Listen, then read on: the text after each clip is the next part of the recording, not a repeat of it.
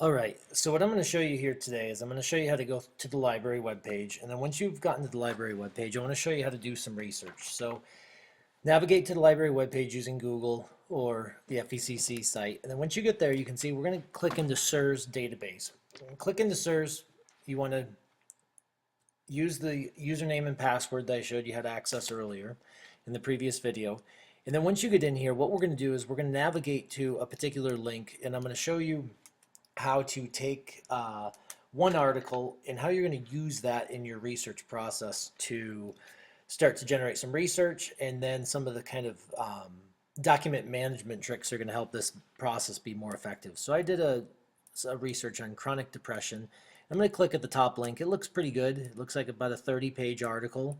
And so as I scan through here, I can see up at the top the title, and over here I can see a PDF.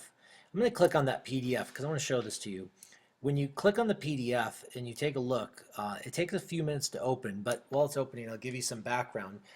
The PDF, if it's available up there in the upper right-hand corner, will give you an image of the article as it actually appeared in its original publication. And sometimes this can be helpful because the articles in the actual database, they may not have all the illustrations or the pictures or the layout exactly like it actually originally occurred. Now, because this is a PDF, you're going to scroll through and it's going to basically look like picture files.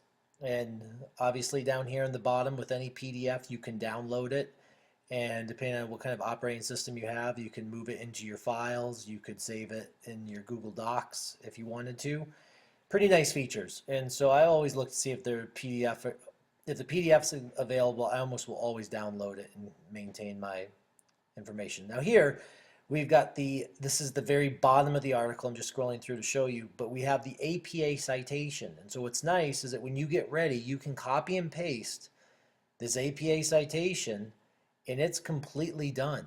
You don't have to go through and use any of the other features in order to work your citations that'll occur on your reference page at the end of your document. So pretty useful. Now what we're going to do here is we're going to open up a new Google Doc, and this is going to be your research brainstorming, your research kind of documentation document. And what we're going to do here is I want you to make sure that you keep every URL. This is the URL up here. I want you to keep the URL for every single one of your articles.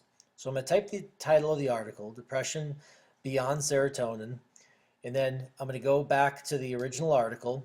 After I get the spelling right, I'm going to highlight that. I'm going to Control K, or you can right click on it and insert hyperlink. And then you're going to go up here. I'm going to copy and paste that URL. I'm going to navigate back over to my document here. And then I'm going to copy and paste that link right in. And now that title will always take me back to that SIRS article. So if I ever need to find it again, I know right where it is and I know exactly how to get to it. I just open up my research document, click on it, and bam, we're there. Now what I'm going to do is while I'm here and I'm gathering information from this article that I want to use for my paper, I'm going to go through and I'm going to copy this APA citation. Now this is the information that will occur on your reference page, that last page of your paper where you keep all of your sources documented. And so now I'm going to copy and paste that in. And I'm going to show you a little trick here. This little trick, you can see the gray background on there. The formatting's a little bit screwed up. If I go up here, not there, if I go over to More, I click on More, there's a little T button with an X across it. What I need to do is I need to highlight this and then click on that T button. And what that does is it removes all the formatting in the document. Now, you'll need to look because Psychology Today, for example, needed to actually be italicized. So some of it you'll want to have italicized, but some of it you won't. Now, I'm going to go back through and I'm going to name this document. So in this case, I'm going to name it Research Paper Research. How's that? That sounds great. All right, so as you can see here, this is going to be what you want to complete for every single one of your articles. And this is going to be the backbone or the basis for your annotated bibliography.